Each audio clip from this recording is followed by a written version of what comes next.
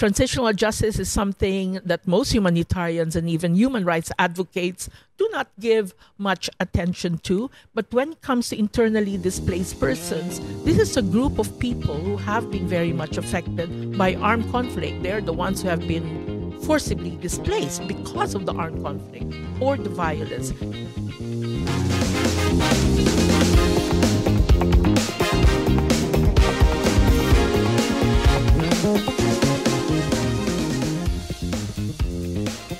Welcome to podcast Hubungan Internasional. This podcast is brought to you by the Department of International Relations, Universitas Gadjah Mada.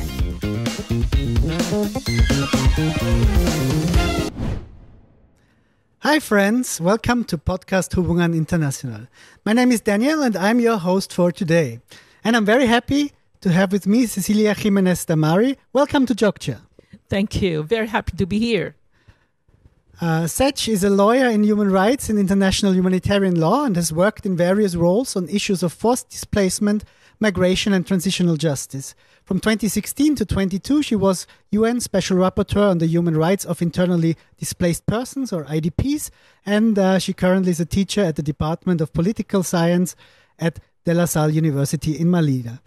So great to have you with us. Why don't we start with just telling us a little bit, who are these internally displaced persons that we are talking about? Well, internally displaced persons, or IDPs, have actually been around forever, and they are really peoples who have been forced to flee their homes, their residences, the towns and villages and cities where they live for various reasons. These reasons can be armed conflict, which is usually the case, but please take note, they can also leave because of natural disasters or climate change hazards, or violence, human rights violations, and as well as human-induced displacement.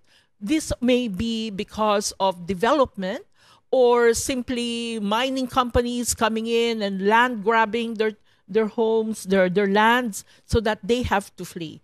Now, most of the time, internally displaced persons, of course, go to another place inside the country to seek refuge. And this is where the problem is, because they hardly have actually any international recognition. And that's why there is such a thing like a UN Special Rapporteur. Yes, that's right. I was appointed as UN Special Rapporteur on the human rights of internally displaced persons, the first from Asia and the first woman appointed by the United Nations, following three very prestigious professors.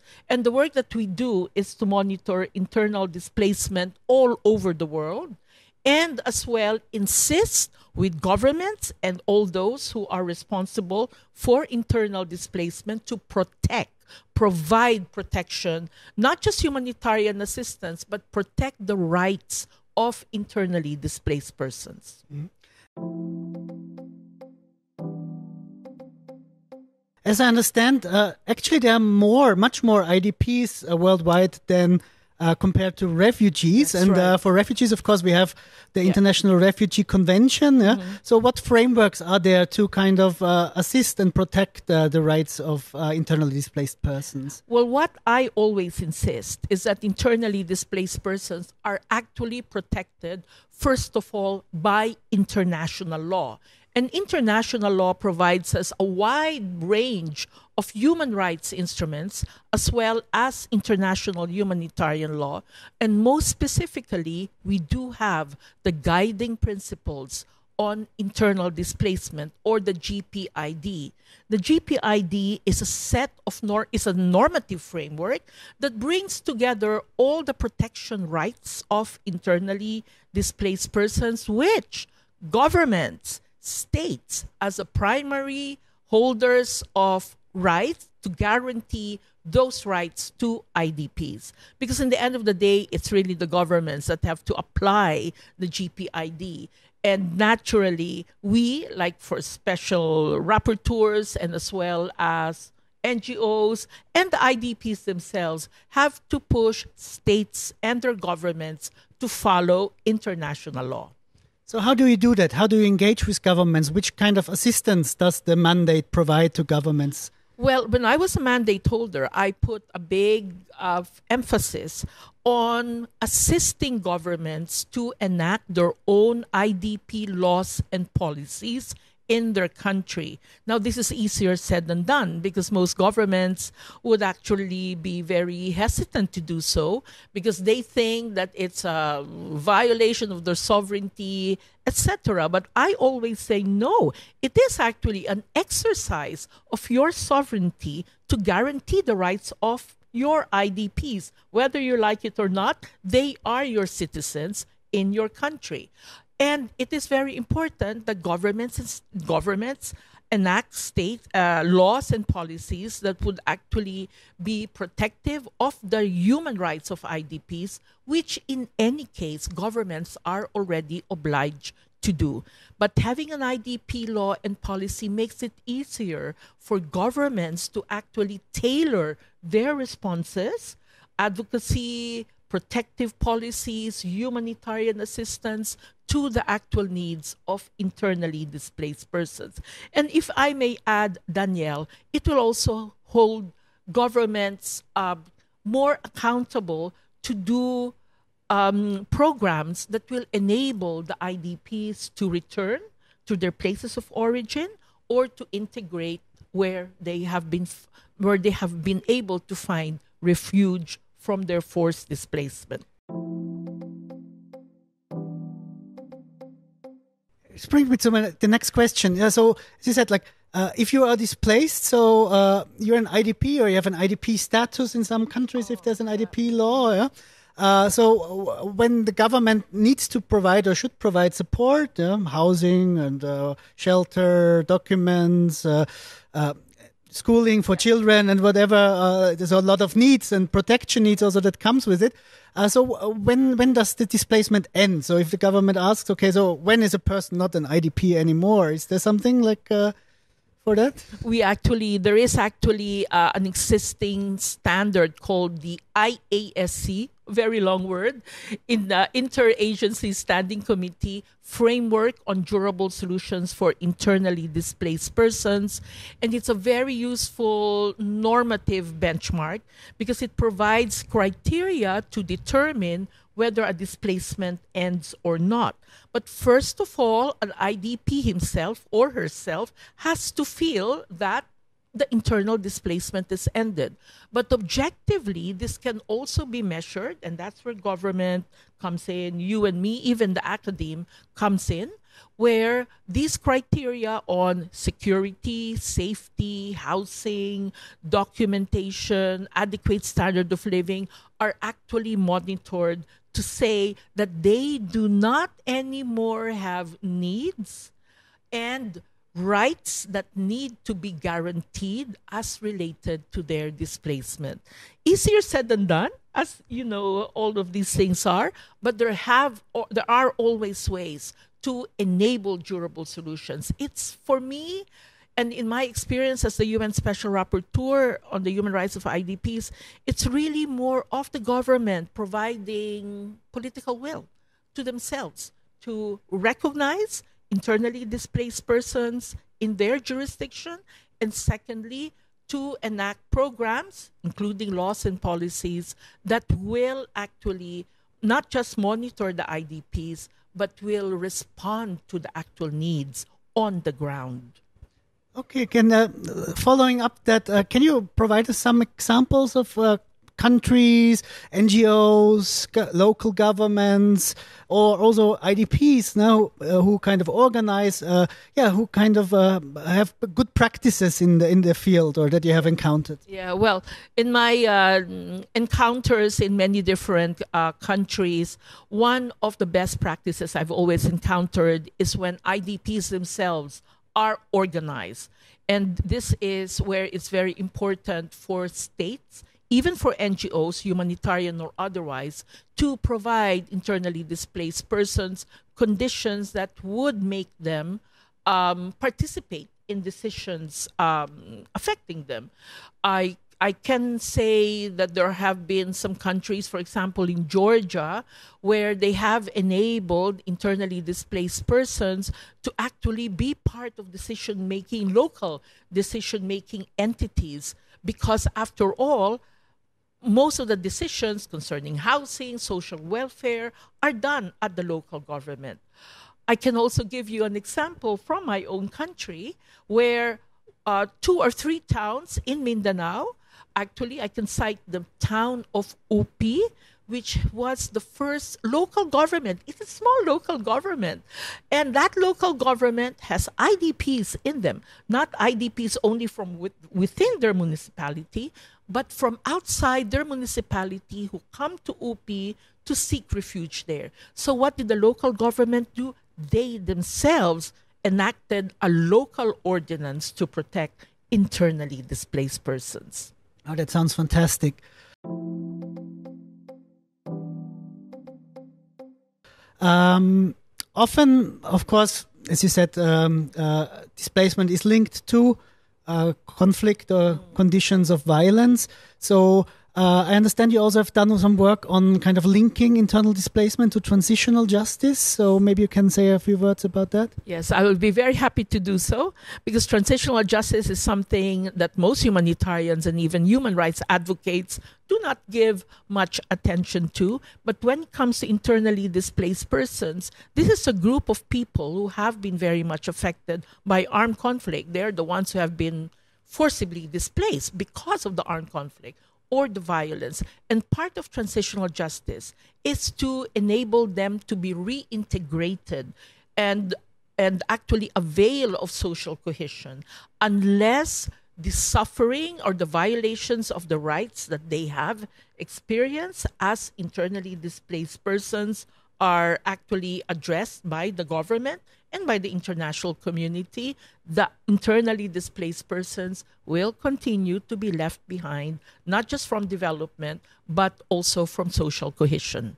Another topic, of course, that's on everybody's mind is climate change. Yeah, so we're living in a world of a changing climate. I think last year right. we kind of hit the 1.5 degree warming target for the first time. So this is going to have, of course, a lot of effects on kind of sudden onset and slow onset disasters, and of course also massive impact on displacement from disaster displacement to planned relocations that are needed. So what examples you have or good practices in dealing with kind of displacement from natural disasters and climate change? Well, in the end of the day, the hazards that come about because of climate change is something that cannot be avoided. But what can be avoided is the fact of the extent of the effect on the people. And we can only do this if there is adequate disaster planning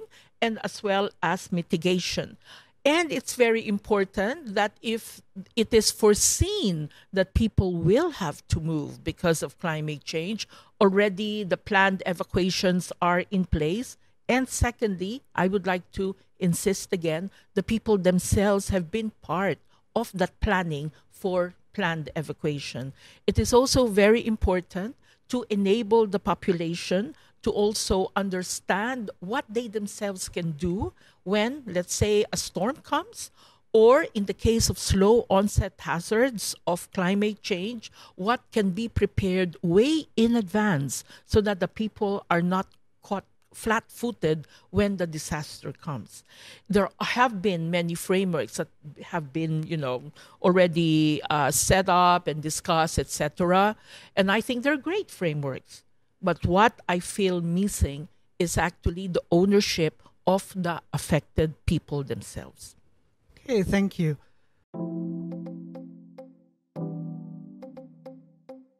Another topic that is a bit under the radar sometimes when we talk about displacement is people who need to leave their houses or places of residence because of development projects, infrastructure, but also deforestation and so on and so on. You did a report about that, I've seen, so maybe you can also tell us a little bit about that. That was actually my last report to the UN General Assembly. I really looked at and elaborated on the definition of what is development-induced displacement, which you yourself has already adequately stated. But what I really insisted in my report is the utmost responsibility of the states to actually prevent development-induced displacement. And if it cannot be prevented because it is to the social welfare of the people, then it has to be absolutely in a position to provide sustainable and effective alternatives to those who will be displaced with their participation, with IDP participation once again. Unfortunately, from my own survey and from my own studies, most of the development-induced displacement has been very much one-sided in terms of the interest that it caters to. Caters to business, it caters to the affirmation of the wealth of other people, but it always leaves behind the people who are affected. I myself have handled cases where indigenous peoples have been forced to leave their homes in the mountains. This is in the Philippines because of mining companies coming in. And these mining companies have come into their mountain ancestral domain without the consent of the indigenous peoples. And here, particularly when we talk about development-induced displacement, I'm afraid that we also have to really see who are affected, because IDPs are also very different from each other. So I was talking about indigenous peoples, Daniel. Yeah. And indigenous peoples have their own rights to their ancestral domain. But you talk about mining, and that's where the miners want to go. Is there a lot of cooperation between different special rapporteurs? So as you said, there's a special rapporteur on indigenous rights, I think, also. Yes, actually, when I was a special rapporteur until 2022, many of us special rapporteurs would actually come together and look at common issues affecting our own respective mandates, because we're all independent from each other. And most of the time, we would actually issue communications to specific government, in one collective. And we really believe that this way of working not only avoids duplication, but also strengthens our advocacy and our influence to the governments themselves. Okay, now as we are, of course, in Indonesia, so maybe you would be able to share a little bit about your views or experiences on internal displacement in Indonesia. So what issues do you think are the most pressing? What have you worked on? And Yeah, Indonesia is like the Philippines in a way. I think we have the same issues when it comes to internal displacement. We have IDPs in the Philippines as well as in Indonesia, who have been forced to flee because of armed conflict. When I was a special rapporteur, I worked a lot on forced displacement by the armed conflict in Papua. We also have IDPs who have been forced to flee because of violence. And in Indonesia, I can also say that I worked on the case where the Sharia rule in Aceh forced a group of transgender to flee from the region and go to another part of Indonesia. And I had to issue a communications as well on that. Then, of course, we're all in the same region, Daniel. Climate change. We suffer from the same storms, from the same rising seas, etc. And that's going to be more and more.